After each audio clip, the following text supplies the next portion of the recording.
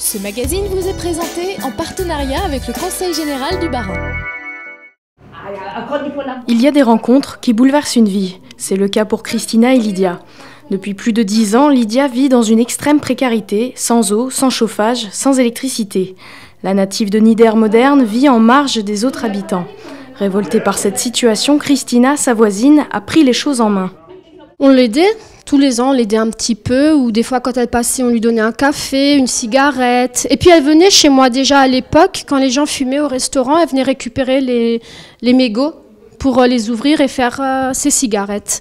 Et de là, on s'est connus. Et l'année dernière, je me suis dit, il faut faire un peu plus parce que c'est bien de l'aider occasionnellement, mais ce serait encore mieux qu'elle puisse avoir une vie comme tout le monde, quoi. Avoir un peu de chauffage, un peu d'eau, un peu d'électricité. Christina a bouleversé le quotidien de Lydia. Avec l'aide du conseil général, d'une assistante sociale et d'autres villageois, la maison a été entièrement vidée pour permettre l'isolation et l'installation d'un studio de 50 mètres carrés. Une belle leçon de vie. Lydia en avait besoin. C'est bien d'aider. Moi, je dis c'est bien d'aider. Mais si on peut aider quelqu'un qu'on connaît en plus, c'est encore mieux parce qu'au moins vous voyez le résultat jour après jour aussi. Parce que ça ne va pas s'arrêter là, on va continuer.